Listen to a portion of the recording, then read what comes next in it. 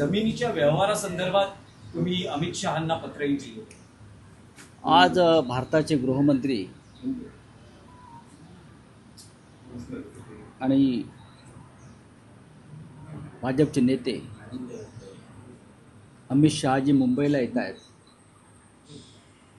ते भारतीय जनता पक्षाच्या नवीन कार्यालयाचं भूमिपूजन करण्यासाठी. मरीन लाईन्स खरं म्हणजे भारतीय जनता पक्षाचं एक मोठं कार्यालय राज्याचं आहे, पण हातामध्ये अमर्याद सत्ता आणि धनसंपत्ती असल्यामुळे समुद्रासमोर मरीन लाईन्सला एक भव्य आलिशान कार्यालय उभं करण्याचं त्यांनी ठरवलं. कारण ते सुखासीन लोक आहेत, कार्यकर्त्यांप्रमाणे त्यांना जगता येत नाही. ते पूर्वीचे दिवस गेले. हजारो स्क्वेअर फीटचं ते कार्यालय आहे. नवीन किंवा नूतन कार्यालयाचं भूमिपूजन हा काही आमच्यासाठी टीकेचा विषय असू शकत नाही. राजकीय पक्षांना तो पूर्ण अधिकार आहे. देशभरामध्ये भाजपनं प्रत्येक जिल्ह्यामध्ये अशी पंचतारांकित कार्यालय उभी केली आहेत. 550पेक्षा जास्त. म्हणजे मुंबईतलं दिल्लीतलं कार्यालय जर आपण त्यांचं पाहाल तर प्रेसिडेंट ट्रम्पचं व्हाईट हाऊस मागे पडेल. पण त्याचंही आम्ही स्वागत करतो. पक्ष आपल्या प्रॉपर्ट्या तयार करत असतो, सत्ता आहे, उद्योगपती पैसे देत असतात. प्रश्न इतकाच आहे, मरीन लाईन्सला अद्याप मराठी भाषा भवन होऊ शकलं नाही. त्याच ठिकाणी मराठी भाषा भवन अडकून पडलंय. भूमिपूजन होऊन सुद्धा त्याकडे कोणाचं लक्ष नाही. पण आज गृहमंत्री एक पंचतारांकित भव्य असं कार्यालय त्याचं भूमिपूजन करण्यासाठी येतात. त्यांचं स्वागत आहे.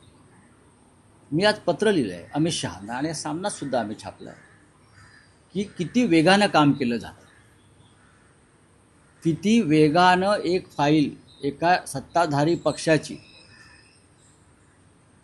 म्हणजे राफेलच्या वेगानं लिहिलं आहे. राफेलच्या वेगानं फाईल हलते. म्हणजे राफेलचा वेगसुद्धा मागे पडेल इतक्या वेगाने ती फाईल हल्ली.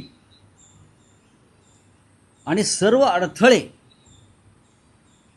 बरं का, कधी 24 तासात, कधी 2 तासात, कधी तासाभरात अडथळे दूर करून ती जागा महापालिकेची ही भारतीय जनता पक्षाला देण्यात आली. 3.5 वर्ष राज्यामध्ये प्रशासन आहे मुंबई महापालिकेत आणि त्या प्रशासकाच्या माध्यमातून हा संपूर्ण व्यवहार करून घेतला.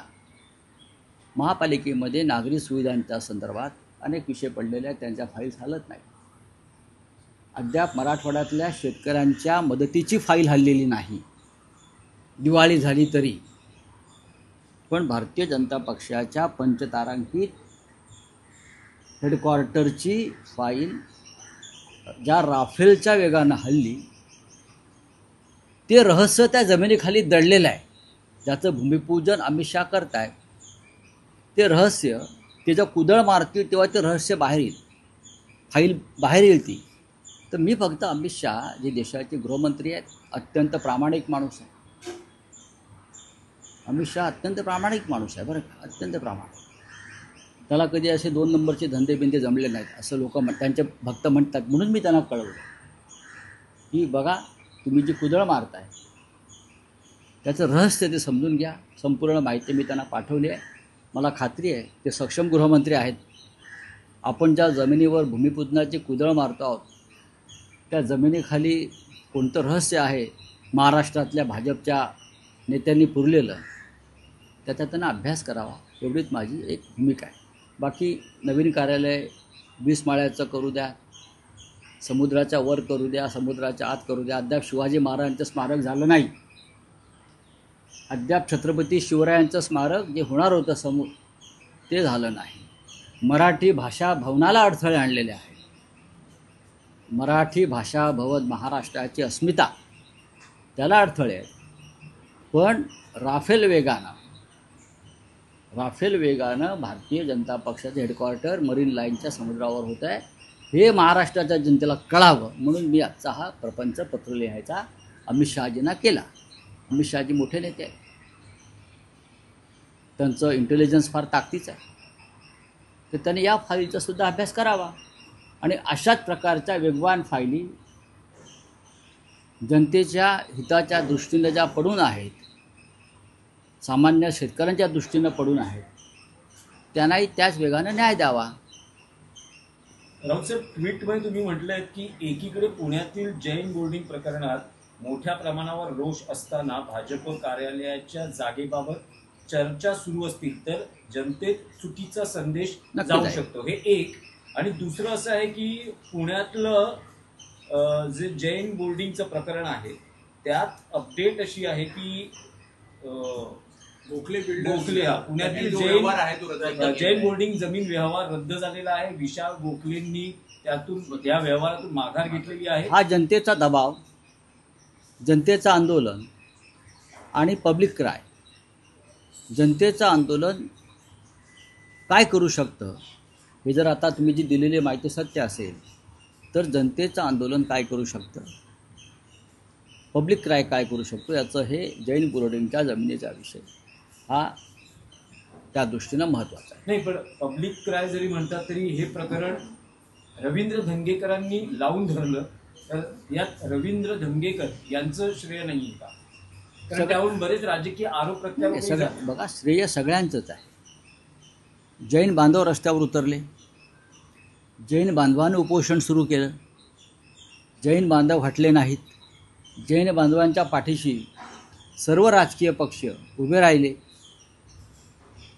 रवींद्र धंगेकर हे तिकडले प्रमुख नेते आहेत, त्यांनी ते प्रकरण पुढे नेलं, रोज त्या संदर्भात ते माहिती देत राहिले. त्याच्यामुळे त्यांचं रिसर्च व त्यांचं शोधकता ही सुद्धा महत्त्वाची आहे. पण एक गैरव्यवहार थांबला गेला. त्याचप्रमाणे मरीन लाईन्समध्ये आज जे अमित शहाजी कुदळ मारत आहेत तिथे तोच प्रकार आहे. तर तो गैरव्यवहार जो आहे त्याच्यावर सुद्धा आता लोकांनी जागरूक व्हायला पाहिजे. पण या प्रकरणात जर चौकशी नाही झाली अमित शहाकडनं तर आपण पुढे न्यायालयीन प्रक्रिया राबवणार. बघा, याची गरज नाही. त्याचं कारण असं आहे, चोरी तेच आहेत, फौजदार तेच आहेत आणि न्यायालयसुद्धा तेच आहे. लोकांसमोर असे विषय आणणं हे आमचं काम. रावसाहेब, या भाजपच्या प्रदेश कार्यालयाच्या जागेचा म्हणजे जिथे भूमिपूजन होत आहे, तुम्ही म्हणतात वेगाने फायली हल्ल्या, वेगाने फायली हल्ल्या, रहस्य काय आणि आणि आणि आणि त्यातले मूळ मालक बरं का, भोगवटाधारक ह्यांचे याच्यात कसे बदल होत गेले जागा मिळवण्यासाठी, ह्याचं इत्यंभूत माहिती, तांत्रिक मुद्दे, राजकीय मुद्दे, एकनाथ डेव्हलपर, हे सगळे मुद्दे ह्याच्यामध्ये आलेले आहेत. तुम्ही ते पत्र लोकांसमोर आणावं अशी माझी विनंती आहे. राज्याच्या हिताच्या दृष्टीनं मराठवाड्यातल्या शेतकऱ्यांच्या मदतीची फाईल अद्याप उघडली गेली नाही, पण ज्यांच्या हातात सत्ता आहे त्यांनी आपल्या कार्यालयाची फाईल किती वेगानं फिरवली आणि फिरू शकते एवढंच मला सांगायचं आहे. माझ्या त्यांच्या नवीन कार्यालयाला शुभेच्छा आहेत. तिथून राज्याच्या हिताचं आणि मराठी माणसाच्या हिताचं काम हो, पण त्याच कार्यालयाच्या खिडकीतून अर्धवट राहिलेलं मराठी भाषा भवनसुद्धा त्याने पाहायला पाहिजे, हे माझं मत आहे.